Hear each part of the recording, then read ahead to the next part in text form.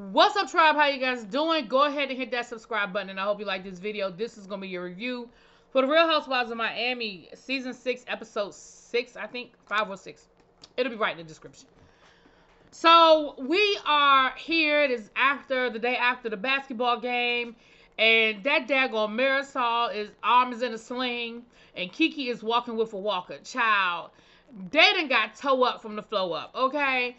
Marisol said she was flung all around that court, and Kiki said, I guess she hurt her foot or what have you. But anyway, they were in good spirits about it. But Marisol said that Larsa has not called to check on her.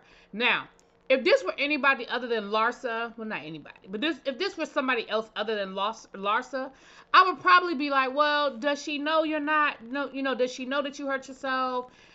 Did you articulate that to her? Because you just can't expect somebody to just know these things. But it's Larsa. She probably knew and didn't care because Larsa is selfish. And it was very clear in this episode that Larsa is she's a witch and she is selfish. You can change the W for B, and that is my opinion.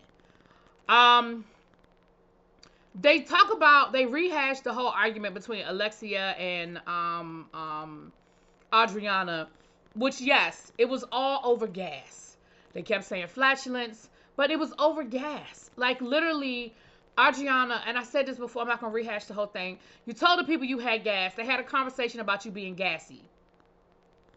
So not that serious. But Adriana wants to fight with them. Adriana wants to make them the villains. Adriana wants to play victim.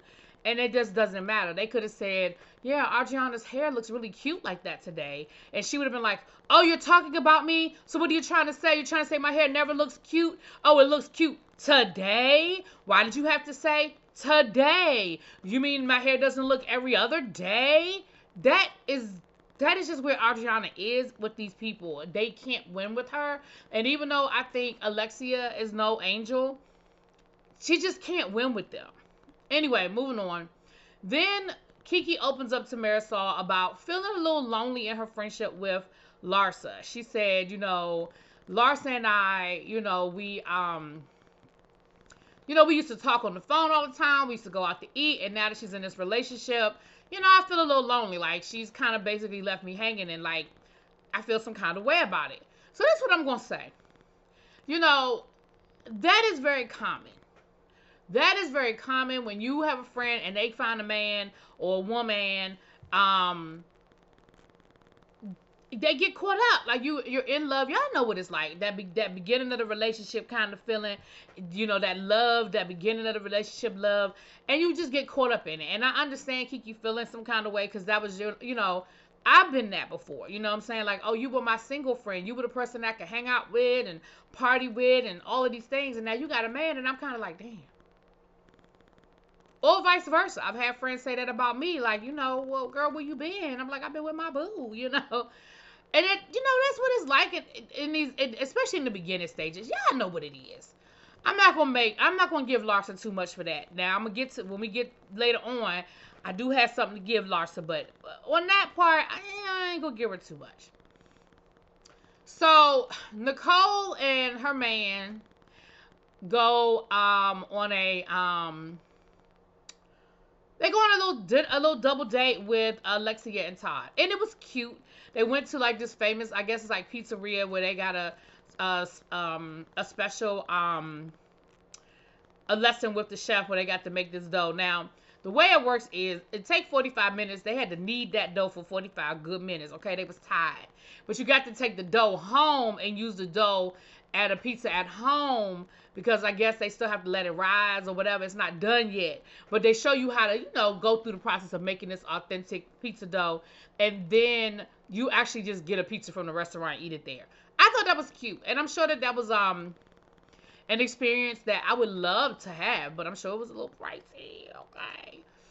So then the four of them, got a chance to sit down and eat, and Alexia said, I'm really glad that we're doing this. We really like you guys, even though things just kind of got a little rocky. And then, of course, they had to rehash Todd's apology, which was a little awkward, but I think his intention was in the right place. I think he just maybe went a little overboard with it. I feel like he probably went a little overboard for a couple of reasons. One, I think he might have went a little overboard because maybe he didn't realize how mad Nicole's man was. Like, look, I really, really want him to know that I'm serious. And I think also Todd's a little bit of a jokester because he sent him like roses and Godiva chocolate and everything. So I think he's a little bit of a jokester too, you know. And he did it on Instagram, which of course, and you know, people might have gave him a hard time about doing it on Instagram. But here's the thing: I told you guys how I feel about apologies. I am a firm believer that you apologize in the same way in which you violated me. So it happened on TV. It happened on a national platform where you disrespected this man. So you went to a platform, your Instagram, which, I mean, obviously it's not as big as a Bravo platform, but it's probably the biggest platform you had access to, and you apologized to him publicly. I'm okay with that. Now, did he ramble on? Yeah, but Todd might just be long-winded. I know I am. Y'all know I am. So, you know, maybe he was just a little bit long-winded, but I'm okay with it, and everybody seemed to be cool, and apologies accepted, and they're moving forward, and I hope it sticks, because I love, you know, I started off a little rocky with Dr. Nicole, but I love her. I really love Dr. Nicole, and I'm serious when I say I want to be invited to Dr. Nicole's house. Can I come over for a cookout? Can you make, can we have a pizza on your outdoor brick oven, which I know you're going to have at this new house you're renovating? Can I sit on the boat? We ain't even got to go nowhere. Can I just sit on the boat and take some selfies? Like, Nicole, girl. I've lied to Miami. Anyway, no. I just think Nicole's cool as hell. And let me say this, on a serious note, I want to extend my condolences to Nicole and her family. She announced last week that her father passed away, and I don't know if I said it on my review last week or if it happened after I did my review. I honestly don't remember. But if I said it already, I'm just repeating myself. But I just want to say, extend my condolences to Nicole on the loss of her father. I really thought her father was funny and cute, and I understand their relationship was complicated and that they were still working on it. And I know Nicole, she put in her caption that they didn't really get a chance to finish fleshing everything out. But your father knew that you loved him. And he loved you. He may not have always known how to show it, and you may not have ever been able to get the conversation or the sincere acknowledgement or apology you wanted, but I think the love was there, and you guys knew y'all loved each other, and that's that. Okay.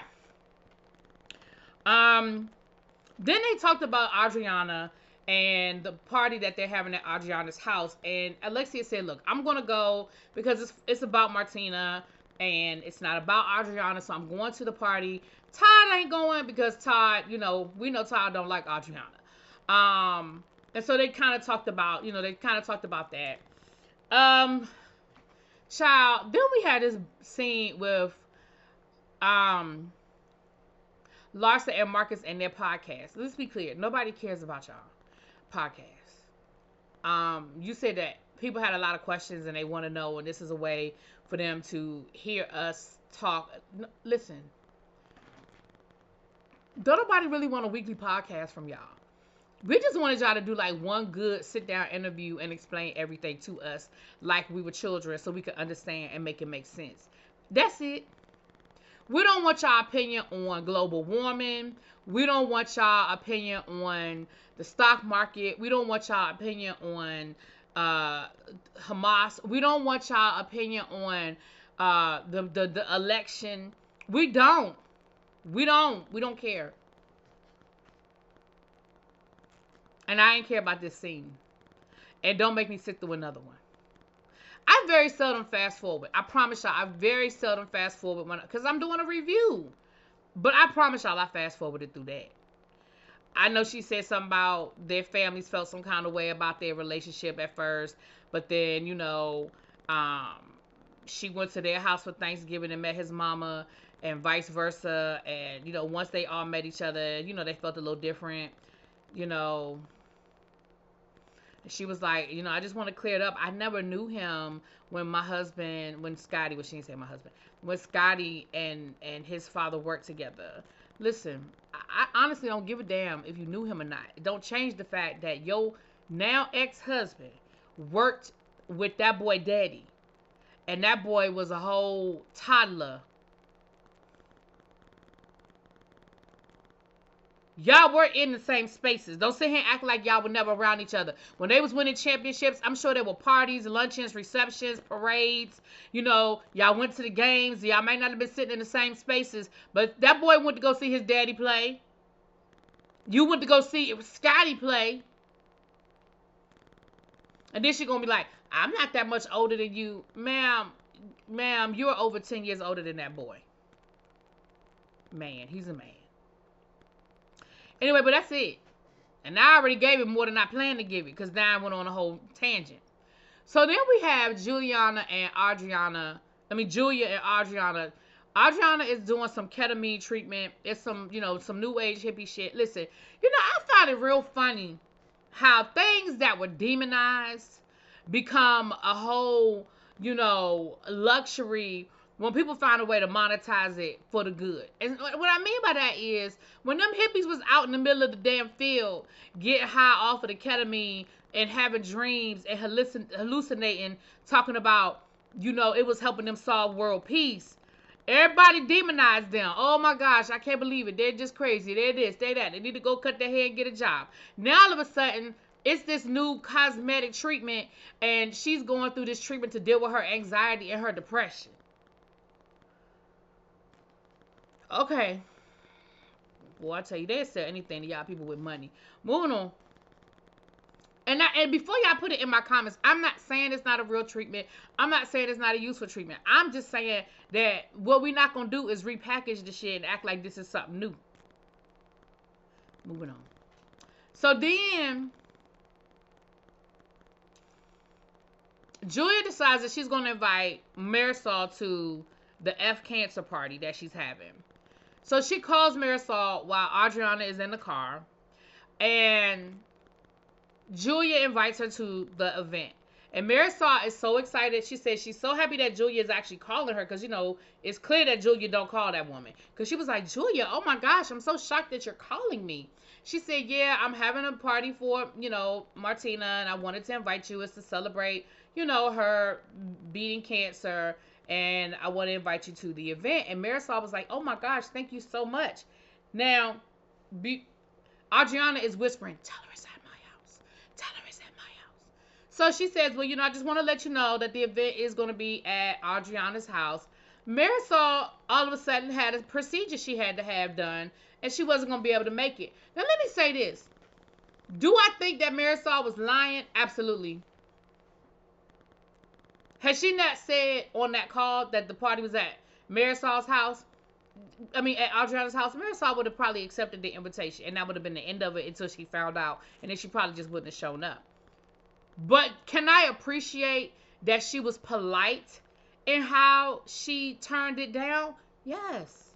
She didn't say, oh, hell no, I'm not coming to Adriana's house, or, oh my gosh, Adriana. She just very nicely said, oh, well, I appreciate the invitation, but girl, I have a procedure that I'm getting done, and then I got to come home after that. I'm not going to be able to drive. I feel like, if you want to, people turn down invitations all the time. And I feel like she did it in a very polite way. And of course, then Adriana was like, see, she was coming until you said me. She was coming until you said my name. And Julia was like, look, I'm not doing this with you. Like, I'm not getting ready to sit here and go down that road. She said, I'm going to give her the benefit of the doubt. I invited her. She seemed happy. We had a pleasant conversation, and I'm going to leave it at that. She said she can't come. She can't come. If she says she can't come, she can't come. And I can appreciate the fact that Julia did not allow Adriana to turn that into a whole bitch session, which is what she wanted to do, where she once again was going to play victim, that they do her so bad and they treat her so bad. I can appreciate that Julia did not allow it to turn into that moment. She also said something about the girls bullying her. Adriana, they're not bullying you. Like, you give as good as you get. And a lot of times you create situations and then you turn it to the victim, and then they do look like they're beating up on you when they really truly are not. Anyway, it's Formula One weekend, and we know from past seasons that Formula One weekend in Miami is a big deal. So we have Kiki, Lisa, and her man, and Larsa and Marcus are all there hanging out at this particular party for Formula One. And Kiki makes a comment about, wow, everybody's here with their boyfriend. I guess I gotta find me a boyfriend, so I can hang with you girls. And I thought it was a cute little comment. I mean, it was what it was. And then she said, yeah, I miss my friend Larsa. I miss us hanging out. I miss you. I felt like that was a genuine moment. I felt like Kiki was being very vulnerable in that moment. Larsa was just like, okay. And then in her confessional, she was like, look, I mean, I had however many years she was single to hang out. Like, I want to be with my man now. Like, go find you one. And I thought that was very rude, and I thought that was very insensitive. Again, yes, I get it. You done found you a man, he make you feel good, and y'all are booed up. I ain't about to begrudge you that, even though you knew that boy when he was 3. But I ain't about to begrudge you that, okay? But you can also understand that your friend feels a little slighted. She feels a little slighted, and I feel like you have to, in friendships, we have to validate our friends' feelings. We don't have to always like or agree, but we should validate them. But anyway, child, she just rude. So while also we find out is that Lisa lets Larsa know that she had gone out to eat with Gertie, and she let Gertie know that she knew about her diagnosis. She said, well, I'm not going to say who said it, but I want to let you know that I know you're battling, and I know you're going through some things right now with your health, and I just want to let you know that I'm here for you. So Gertie was like, well, I know who I told, and out of the people that I told, the only person that I knew would come back and tell you was Larsa. And it was a test. I was testing her to see if she could keep her mouth shut. Now, do I think Gertie was really testing Larsa? I don't know. I do think that I don't know if I feel like she was like consciously testing her. I think she was testing whether they could move forward in their friendship, if that makes sense. I don't know. But so Lisa, of course, is telling Larsa about it, and telling Larsa that Gertie is very upset that you told us. She's upset that that you put it out there, and I just want to let you know that I said something. I didn't say your name, but baby, she just figured it was you. Again, I can respect that Lisa went back and told Larsa, like, girl, she mad. Like, I didn't mean to start no shit, but child, she mad. Let me say this. Larsa then is going to say, a test? What does that mean, a test? So, I mean, I'm questioning now, does she even have cancer?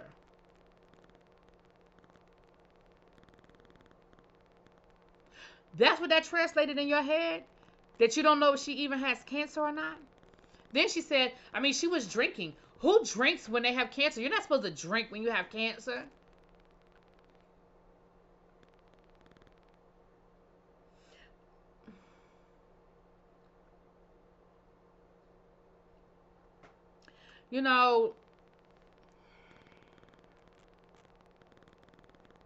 Larsa, you're an ass. You are an entire ass. So anyway, got a little lipstick right there. Anyway, so we get to the party. Gertie is getting her, she's getting her glam done, and Gertie is pissed. Like, she is pissed. She's ready to confront Larsa. She said, but I'm not going to make a scene. This is Martina's night. This is her event, and, Julia worked really hard, so I'm not going to make a scene, but I really am pissed off at Larsa. Like, why, I specifically told her not to say anything, and there she is telling everybody. So that's when Gertie made her announcement that she had cancer. I remember her posting it on Instagram, and she said a part of her felt pressured once she found out how many people Larsa was telling. She said because it was only a matter of time before somebody else would pick it up, a blog, somebody would tell it, over. She said, you got wait staff, you have people listening. Like, at any point in time, somebody could have told. So she was like, I wanted to control the narrative, so I put it out there. She said, but, she felt pressure to do it, is what she's trying to say. So we get to the party. And it's night at the opera. So Gertie looks gorgeous. She's the first one to show up, and she looks absolutely gorgeous. Julia ended up, she wasn't dressed at first, but she looked gorgeous. Her outfit was gorgeous. Adriana's outfit was cute. Larsa and Marcus, Larsa's outfit was whatever. It wasn't for a night in the opera, but it was okay.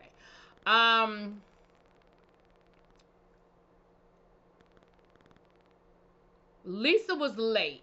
Well, Gertie, when Larsa showed up, baby, Gertie was ignoring the hell out of Larsa. Gertie was ignoring Larsa. Come to find out, Larsa called Dr. Nicole to question Dr. Nicole about whether Gertie really had cancer. And so, of course, that just pissed Gertie off even more. Because it's like, wait a minute. So Alexia also let Gertie know that she knew. She was like, look, I just want to tell you I'm really sorry. You know, I read what you posted today. She said, but I'm going to be honest. I already knew. And so, you know, all of these things just pissed Gertie off even more. So by the time Larsa gets there, she's ignoring Larsa. And she is being rude to Larsa, but I don't blame her. I don't blame her. Like Larsa telling people was something to upset. But to find out that Larsa was questioning whether she even had cancer or not. So she ended up basically, like, towards the end of this episode, you know, they were going to do a toast, and Larsa and Gertie was like, yes, and I can drink alcohol. My doctor has cleared it. So, of course, Larsa is sitting there looking like... And then Gertie said something else about her, you know, yes, I really do have cancer or something like that. And Larsa was like, okay, you know, I'm going to let a few things slide, but you about to wake up, you know, you about to wake up the dragon. You about to wake me up. Girl, you do not have a leg to stand on. You were wrong. You were wrong to tell people after she told you not to tell nobody. You were wrong to question whether she even has it. And you were certainly wrong to call Dr. Nicole, the woman that you said ain't even that big of a deal. She just puts people to sleep, right? Last year at the reunion, you said that, you know, your job is just as important or more important than hers. Taking a picture of your feet and posting it on OnlyFans equates her, you know, all she does is put people to sleep. That's who you decided to call and verify whether this woman really had cancer or not. Then we found out from Lisa that her and Lenny had some sort of situation. Lenny accused Lisa of putting listening devices in his vehicle. Child, I'm sick of them. I'm sick of Lenny. I think Lenny is the most... I hate to see these men and women when they do it to the people. You know, I've said it in other reviews, and I guess I just have to say it again. I just don't understand how we get to this point. Is Lisa annoying? Yes. Is Lisa spoiled and entitled? Yes. You created a lifestyle for her that she does not want to let go of. And I'm not saying she's wrong for that. However, she is also the mother of your 2 children. She is also the woman that you have spent the last 10 years of your life with. And the fact that you want to leave her, fine. You don't want to be married to her anymore. That's great. But to go through so much trouble to be an asshole to her, I don't know. I don't understand people who do these things to the person they claim to love.